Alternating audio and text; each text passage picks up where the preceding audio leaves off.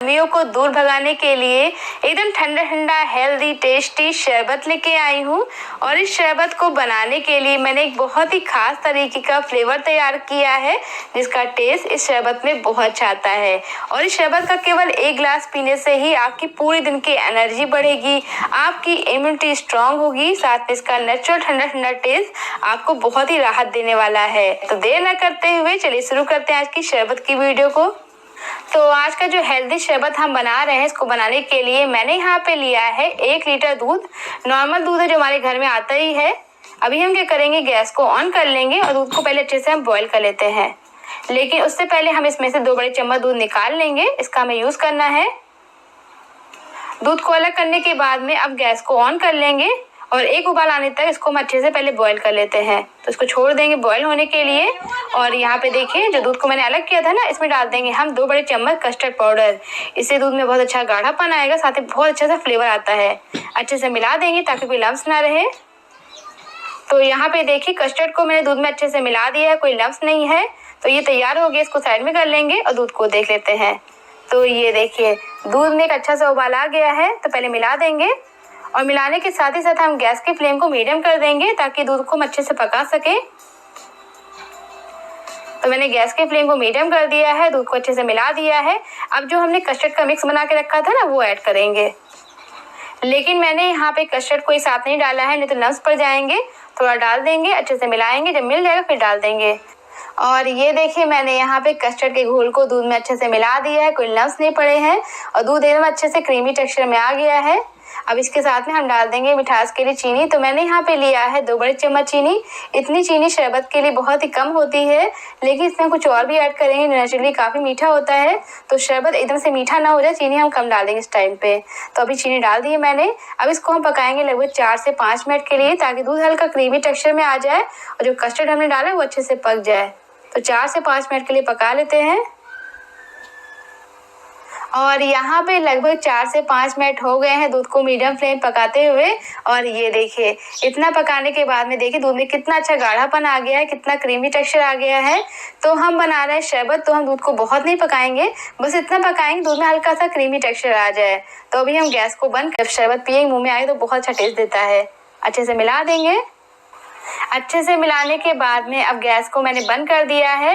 Gas बंद करने के बाद में इसको हम छोड़ देंगे गैस के ऊपर ऐसे ठंडा होने के लिए। जब ये नॉर्मल हो जाएगा फिर रख देंगे इसको हम फ्रिज में आधे से 1 घंटे के लिए चिल्ड होने के लिए। तो जब तक ठंडा हो रहा है, अपने शरबत को टेस्टी और हेल्दी बनाने के लिए हम बना लेते हैं बहुत ही खास तरीके का फ्लेवर, यानी कंसंट्रेट, जो कि मार्केट में आपको काफ़ी महंगा मिलता है। तो हम घर पर बना लेंगे बहुत ही आसानी से। तो इसको बनाने के लिए मैंने यहाँ पे लिया है छोटा वाला मिक्सी का जार। इसमें डाल देंगे हम 8 से 10 हरी इलायची फ्लेवर के लिए। और इसको अच्छे से ग्राइंड करने के लिए हम इसमें डाल देंगे 1 चम्मच चीनी। चीनी डालने से बहुत अच्छे से ग्राइंड हो जाता है। तो कवर कर लेंगे, अच्छे से ग्राइंड कर लेंगे। और यहाँ पे अच्छे से ग्राइंड करने के बाद में देखिए, इलायची का जो पाउडर है कितने अच्छे से बन गया है, एकदम फाइन पाउडर बन गया है। आप चाहे छान भी सकते हैं, आपको लगे छिलका हल्का फुल्का रह गया है तो छान सकते हैं और छान कर उसका यूज़ कर लीजिए चाय में। तो ये बन के तैयार हो गया है फ्लेवर, इसको हम साइड में कर लेंगे। और यहाँ मैंने लिया है 1 कप भीगे हुए बादाम। तो बादाम को मैंने पूरी रात के लिए पानी में सोख करके रखा था ताकि अच्छे से फूल जाए। अब क्या करेंगे, हम छिलका निकाल देंगे और सारे बादाम को ऐसे छील लेंगे। लेकिन ऐसा नहीं कि मैंने 1 कप बादाम यूज़ किया है तो हम सारा एक ही बार में यूज़ कर लेंगे। हम बना रहे इसका कंसनट्रेट यानी सिरप, जिसको हम आराम से लंबे समय तक के लिए यूज़ कर सकते हैं, लगभग 4 से 5 महीने के लिए। तो ऐसा नहीं कि सारा बादाम हमें एक ही बार में यूज़ करना है। तो पहले हम एक एक करके सारे बादाम को पहले छील लेते हैं, छिलका हटा देते हैं। बहुत ही हेल्दी कंसंट्रेट बनता है फ्रेंड्स, आपको बहुत बहुत टेस्टी लगेगा, बहुत पसंद आने वाला है आपको ये। तो ये देखिए, मैंने यहाँ पे सारे बादाम को छील लिए, छिलका हटा दिया है, एकदम परफेक्ट। अब इसको हम ग्राइंड करेंगे। तो ग्राइंड करने के लिए मैंने यहाँ पे लिया सेम मिक्सी का जार। इसमें डाल देंगे हम सारे छिले हुए बादाम। बादाम को अच्छे से ग्राइंड करने के लिए हम इसमें डाल देंगे पानी। तो मैंने यहाँ पे आधा कटोरी पानी लिया है और एकदम बारीक करते हुए ग्राइंड कर लेते हैं।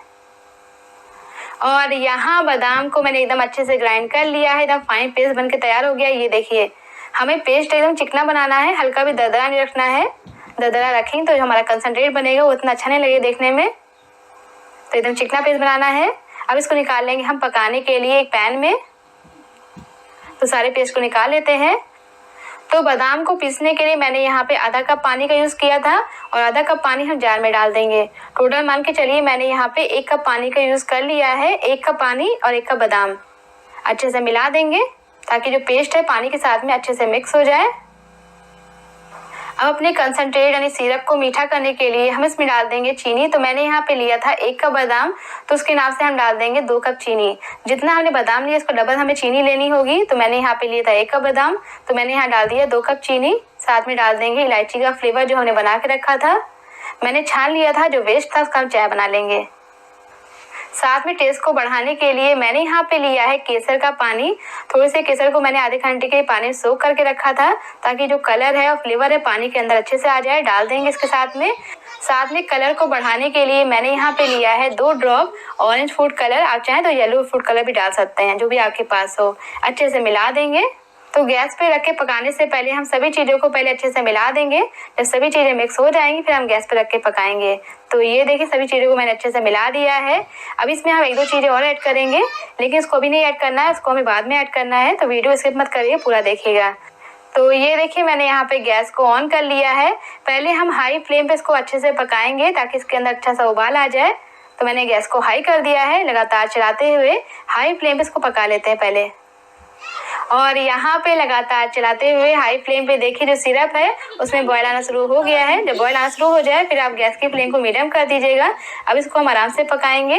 तो गैस की फ्लेम को मीडियम कर देंगे। साथ में डाल देंगे फ्लेवर के लिए रोज़ वाटर। तो मैंने यहाँ पे 1 चम्मच रोज़ वाटर लिया है। अगर आपके पास ये ना हो तो आप यहाँ पे केवड़े का जो पानी आता है वो भी डाल सकते हैं, जो भी आपके पास हो। गैस की फ्लेम को मीडियम कर देंगे। अब इसको पकाएंगे लगभग 4 से 5 मिनट के लिए, जब तक ये चिपचिपा सा ना हो जाए। तो 4 से 5 मिनट के लिए पका लेते हैं। और यहाँ पे फ्लेवर को मीडियम फ्लेम पकाते मुझे 4 से 5 मिनट हो गए हैं। जब पकाते पकाते आपको थोड़ा ढेर सा झाग दिखने लगे ना, समझ जाइए आपका जो फ्लेवर बनके तैयार हो गया है। अगर आपने बहुत पका दिया, ठंडा होने पे इसमें चाशनी जम जाएगी, वो बहुत ही चिपचिपा सा हो जाएगा। झाग दिखने लगे समझ जाइए बनके तैयार हो गया है। आप चाहें तो उंगली के बीच में हल्का रब कर लीजिए, बस चिकनाहट लगनी चाहिए। तो ये बनके तैयार हो गया है। लेकिन हम इसमें एक चीज़ और ऐड करेंगे, लेकिन वो ऐड करेंगे हल्का ठंडा करने के बाद। और यहाँ पे जो हमारा कंसंट्रेट है वो हल्का ठंडा हो गया है, मतलब हल्का ठंडा हल्का गर्म होगा। फिर हम इसमें ऐड कर देंगे 1 चम्मच नींबू का रस। नींबू रस डालना बहुत ज़रूरी है, अगर नहीं डालेंगे ठंडा होने के बाद में इसमें चीनी क्रिस्टल जम जाएंगे। तो उसे अवॉइड करने के लिए हम इसमें डाल देंगे 1 चम्मच नींबू का रस। बहुत नहीं डालना, सिर्फ 1 चम्मच, वो भी हल्का ठंडा करने के बाद अच्छे से मिला देंगे। फिर आप इसको फ्रिज में रखिए, फ्रिज के बाहर रखिए, 3 से 4 मिनट तक रखिए। खराब नहीं होगा, टेस्ट चेंज नहीं होगा और बहुत बहुत यमी लगता है। तो ये बनके तैयार हो गया, ये देखिए नहीं होगा और बहुत बहुत यमी लगता है। तो ये बनके तैयार हो गया, ये देखिए।